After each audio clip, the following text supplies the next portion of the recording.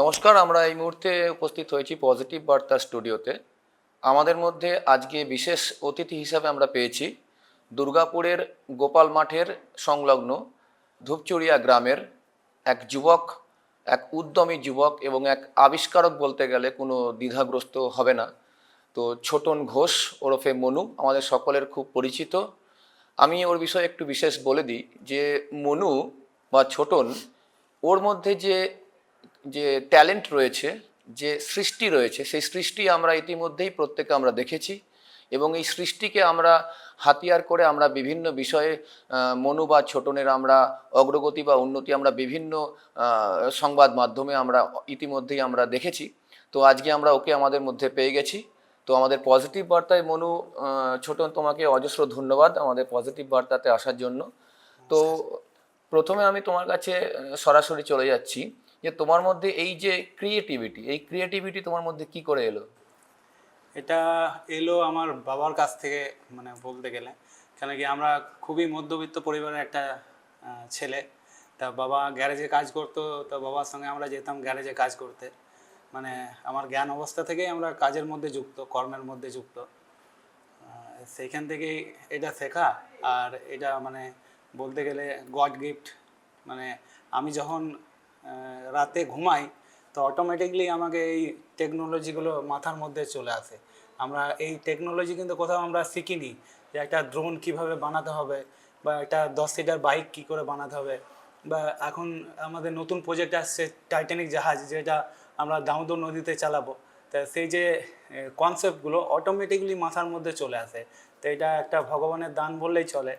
আর বাবার কাছ থেকেও অনেক কিছু শেখা হয়েছে, মানে গ্যারেজে কীভাবে কী করে মোটর পার্টসের কাজ করা হয় সেরকমভাবে। 10 আসন বিশিষ্ট বাইক, যে বাইকে 10 জন চড়তে পারবে, এই বাইক থেকে তোমার যাত্রা শুরু।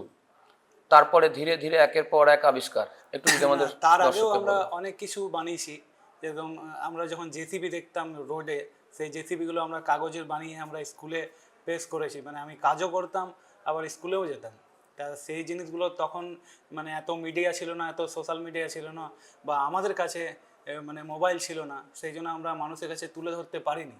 তা এখন আমাদের কাছে আরও মোবাইল এসছে বা মিডিয়া এসছে, বা আপনাদের যে সাপোর্ট পেয়েছি, সেটা মানে অসংখ্য ধন্যবাদ জানাই আপনাদেরকে, যে আমাদের এই ট্যালেন্টকে মানুষের কাছে পৌঁছে দেওয়ার জন্য। তা একের পর এক আবিষ্কার, একের পর এক সৃষ্টি, তুমি যদি একটু শুরু থেকে বলো আমাদের দর্শকদের।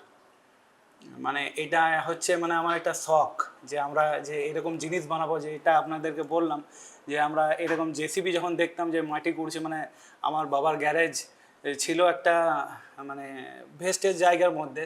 তো সেইটা যখন আমাদের ন্যাশনাল হাইওয়ে যখন রোড বাড়ে, তখন ওই সেই গ্যারেজ মানে উঠে যায়। তো তখন দেখেছিলাম যে জেসিবি দিয়ে মাটি কুড়ছে। তা সেই জিনিস আমরা কনসেপ্টগুলো তৈরি করেছিলাম। ওরকম অনেক জিনিস তৈরি করেছি, এরকম হেলিকপ্টার থেকে শুরু করে, বা এরকম ডাম্পার ফাম্পার, মানে যে কোনো জিনিস, ইলেকট্রনিক জিনিস তৈরি করতে আমি খুবই ভালোবাসতাম। তারপরে আমরা ভাবলাম যে একটা 10 সিটার বাইক বানাই। সেই 10 সিটার বাইক বানানোর পরে সেটা মিডিয়ায় এলো, বা আমরা মোবাইল থেকে সেটা আমরা অনেকটাই ফিডব্যাক পেলাম, মানে ফলোয়ার্স পেলাম, লাইক পেলাম, ভিউজ পেলাম, কমেন্ট পেলাম। তা সেইখান থেকে আমরা আরও ভিডিও বানাতে শুরু করলাম। আস্তে আস্তে আপনাদের আশীর্বাদে অনেকটাই আমরা উপরে উঠে গেছি। অযোধ্যার রাম মন্দির তুমি বিস্কুট দিয়ে তৈরি করেছিলে, খুব আলোড়ন ফেলে দিয়েছিল চারদিকে, কি বলবে? যখন অযোধ্যা মানে রাম মন্দির আমাদের তৈরি হয়, তখন আমাদের মধ্যে মানে একটা ফিলিংস ছিল যে আমরাও সেটাকে তুলে ধরবো আমাদের ট্যালেন্টের মধ্যে। তা সেটা আমরা বিস্কুট দিয়ে বানিয়েছিলাম, 20 কেজি বিস্কুট সে অযোধ্যা রাম মন্দিরে লেগেছিল। তা সেটা আমাদের পিএম মোদিও মানে আমাদেরকে সম্বর্ধনা জানিয়েছিল একটা নিউজ চ্যানেলের মাধ্যমে। তা সেটা হয়তো আপনারা আমার পেজে হয়তো দেখেছিলেন, বা এখনও পর্যন্ত মানে যে রাম মন্দিরের পাশে যে এলইডি স্ক্রিনে দেখায় যে কে কী বানিয়েছিল অযোধ্যা রাম মন্দিরের জন্য, যেরকম ধূপকাঠি বা কোনো পিকচার, তা সেরকম আমাদেরও এই রাম মন্দিরটা কিন্তু সেই চ্যানেলে মানে সেই স্ক্রিনে কিন্তু দেখায়। সেটা দাদা কিন্তু নিজেই দেখে এসেছিলো, আমাদেরকে ফোন করেছিল যে দেখাচ্ছে। তা দীঘার জগন্নাথ মন্দিরে তুমি রিসেন্ট তৈরি করেছো। হ্যাঁ, দীঘার জগন্নাথ মন্দিরে আমরা তৈরি করেছিলাম কাজু, কিশমিশ, হ্যাঁ, বাদাম, কুরকুরে, এরকম নানান ধরনের জিনিস দিয়ে।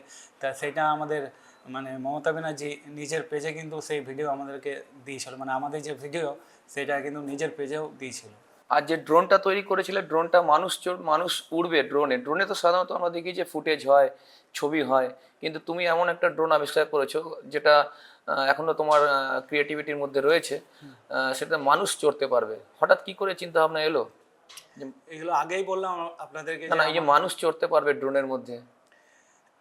আমাদের দুর্গাপুরে যা যানজট বাড়ছে, তা সেটা নিয়ে আমরা চিন্তাধারায় মানে এলাম যে কিছু ইউনিক কিছু বানানো হোক, যে মানুষ যে আকাশে উঠতে পারবে এরকম কিছু চিন্তাধারা নিয়ে সেই ড্রোনকে আমরা বানিয়েছি। তা সেটা হয়তো আপনারা ভিডিওতে দেখেছেন যে ড্রোনটা আমাদের মিনিমাম 7 ফুট 8 ফুট পর্যন্ত মাটি থেকে উঠতে পারছে। মানে সেটা এখনো পর্যন্ত মানে ফাইনালি সাকসেস করতে পারিনি, কিন্তু সেটার প্রতি এখনো কাজ চলছে।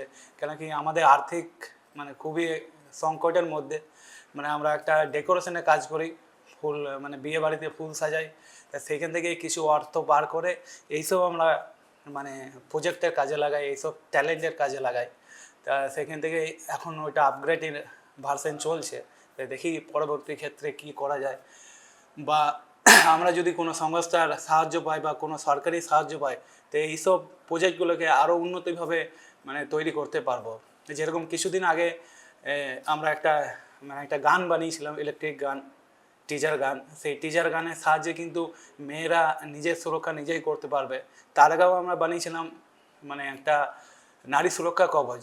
সেই কবচটা যদি কোনো নারী পরে থাকে, তার গায়ে কিন্তু কেউ টাচ করতে পারবে না, তাকে ডিসি 600 ভোল্ট ঝাটকা মারবে। এটা আপনারা গুগলে সার্চ করলে কিন্তু আমার প্রত্যেকটা প্রজেক্ট কিন্তু আপনারা পাবেন। গুগলে তোমার আমাদের দর্শক যারা এই মুহূর্তে দেখছেন, তারা গুগলে কিভাবে সার্চ করবেন, কিভাবে গুগলে সার্চ করবেন 10 সিটার বাইক দুর্গাপুর, এইটুকু খালি লিখবেন, তাহলে 10 সিটার বাইক আমরা কি করে বানিয়েছি, কী জন্য বানিয়েছি, কতজন চাপতো, আদৌ কি সত্যি কি না এটা, সেটা ফুল ভিডিও আপনারা পাবেন গুগলে। এই যে নারী সুরক্ষা কবচ বললাম, শুধু নারী সুরক্ষা কবচ দুর্গাপুর বলে গুগলে যদি বাংলায় সার্চ করেন তাহলে পারবেন। টিজার গান বলে যদি গুগলে সার্চ করেন বাংলায়, মানে টিজার গান দুর্গাপুর, তাহলে আপনারা পাবেন। যেরকম ড্রোন, মানুষবাহী ড্রোন দুর্গাপুর, এটা যদি আপনারা গুগলে সার্চ করেন তাহলে এই ভিডিও আপনারা দেখতে পাবেন। প্রত্যেকটা জিনিসেরই ভিডিও, যেরকম আমরা চন্দ্রযান 3ও বানিয়েছিলাম, যখন আমাদের ইসরোরা চন্দ্রযান 3 বানিয়েছিল, তারই ক্লোন, মানে তাদেরকে সম্বর্ধনা জানার জন্য আমরা এই ক্লোন কিন্তু বানিয়েছিলাম। তা আমরা দুর্গাপুরে আকাশে 50-60 ফুট পর্যন্ত সেই চন্দ্রযান ক্লোনটা আমরা উড়িয়েছিলাম। তা আমাদের ইসরো থেকে বিজ্ঞানীও আমাদের সঙ্গে দেখা করতে এসেছিল, সানি মিত্রা, তা সে আমাদেরকে সম্বর্ধনা জানিয়েছিল। মানে একের পর এক ক্রিয়েটিভিটি, একের পর এক আবিষ্কার বলতে গেলে তুমি কন্টিনিউয়াস প্রসেসে করে যাচ্ছ, এবং আমাদের যারা এই সমাজে যারা আমরা রয়েছি বা গোটা ভারতবর্ষে যারা রয়েছি, তাদের প্রত্যেককে তুমি একটার পর একটা তুমি উপহার দিচ্ছ। আগামী নেক্সট প্রজেক্ট কি ঘুরঘুর করছে তোমার? আগামী নেক্সট প্রজেক্টে আমরা বানাচ্ছি একটা টাইটানিক জাহাজ। তা সেটার মধ্যে 10টা লোক বসতে পারবে। পুরোটাই আমরা থার্মোকলের উপর বানাচ্ছি, লোহার ফ্রেমের উপরে। মানে সেটা একটা টাইটানিক জাহাজের ক্লোন। সেটা মানুষ অনেক আগে দেখেছিল, তখন এত সোশ্যাল মিডিয়া হয়তো ছিল না। হ্যাঁ, তা এখন ওইটা একদম নিজের চোখে দেখতে পাবে যে সে একটা টাইটানিক জাহাজ আমাদের দুর্গাপুরের বুকে তৈরি হয়েছে। সেটা তো বিদেশি জাহাজ ছিল, এখন ইন্ডিয়ান দুর্গাপুরের বুকে সেই টাইটানিক জাহাজ কিন্তু দেখতে পাবে। আর কদিনের মধ্যে, জাস্ট 4-5 দিন। আচ্ছা, এই মুহূর্তে আমাদের মধ্যেই এমন অনেক অনেক ব্যক্তিত্ব আছে বা যুবতী আছে যারা তোমার নতুন নতুন কিছু ক্রিয়েটিভিটি করতে চাইছে, তাদের উদ্দেশ্যে কি বলবে? তাদের যে অনুপ্রেরণা, তাদের যে ইচ্ছা শক্তি। দেখুন, ইচ্ছা শক্তি থাকলে মানুষ সবই করতে পারে। আমাদের মানে আমার এমন একদিন পজিশন ছিল যে মানে খাবার পর্যন্ত টাকা ছিল না, কিন্তু আজ ইচ্ছা শক্তি আমাদের বড় ছিল যে আমরা কিছু করে দেখাবো। আজ মানে আমরা সোশ্যাল মিডিয়া থেকে মানে অনেকটাই সাড়া পেয়েছি, অনেকটাই মানে আমার যে পেজ ছোটন ঘোষ মনু, আপনারা গিয়েও দেখতে পারেন যে আমাদের ভিডিও কত মিলিয়ন পর্যন্ত ভিউজ যায়। তা মানুষ যদি নিজেকে মানে এখনকার ছেলে কি হয় যে হয়তো কিছু করতে পারছে না, সে হয়তো নেশাগ্রস্ত হয়ে যাচ্ছে বা কোনো খারাপ দিকে চলে যাচ্ছে। তাদের কাছে বার্তা যে কোনো মতেই ভেঙে পড়বেন না, একদিন না একদিন সাকসেস আসবেই। আর আপনাকে কষ্ট করে যেতেই হবে, সাকসেসের দিকে আগে বেড়ে যেতেই হবে, একদিন না একদিন আসবেই।